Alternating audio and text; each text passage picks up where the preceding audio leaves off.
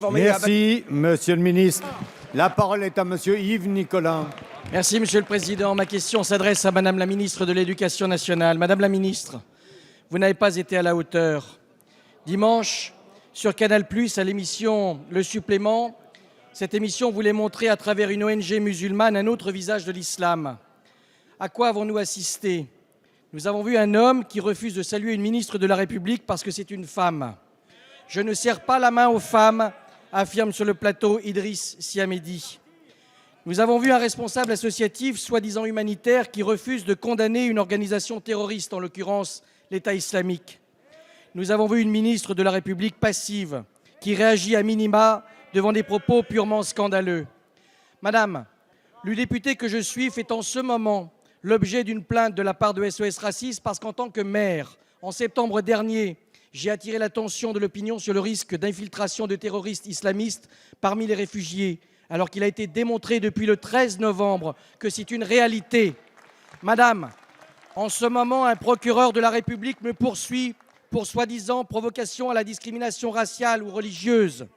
Certains incitent à la haine sur un plateau de télé, en votre présence, sans que vous ne réagissiez, pendant que moi, préférant protéger mes compatriotes et demandant à l'État des garanties sur les migrants qui déferlent sur notre pays et qu'on me propose d'accueillir dans ma ville, je dois accepter d'être montré du doigt, poursuivi par la justice de mon pays. Madame, vous avez été ministre des droits des femmes. Vous avez porté en 2013 la loi sur l'égalité entre les hommes et les femmes. Vous êtes aujourd'hui ministre de l'Éducation nationale. Et vous n'avez pas eu le courage de vous lever, de donner tout simplement l'exemple. Madame, par votre silence, vous avez laissé faire. Par votre complaisance, vous n'avez pas été à la hauteur. La parole est à Madame Najat Vallaud-Belkacem, ministre de l'Éducation nationale, de l'Enseignement supérieur et de la Recherche. Merci, Monsieur le Président, Mesdames et Messieurs les députés. Monsieur le député Nicolin, le combat contre le terrorisme et la radicalisation nécessite l'unité nationale et se passe des polémiques artificielles. De quoi parlons-nous?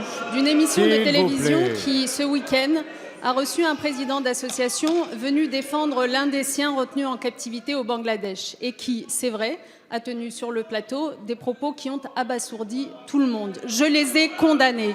Je les ai condamnés, bien évidemment, et j'ai refusé de servir la soupe à ce monsieur en lui offrant une tribune supplémentaire. Monsieur le député, ma règle est simple. On ne débat pas contre les ennemis de la République, on les combat. On les combat. Et mon combat est total, il exclut tout dialogue artificiel et toute mise en scène. Mon action se situe au sein de mon ministère, où tout est entrepris pour démonétiser ces discours et pour défendre la laïcité.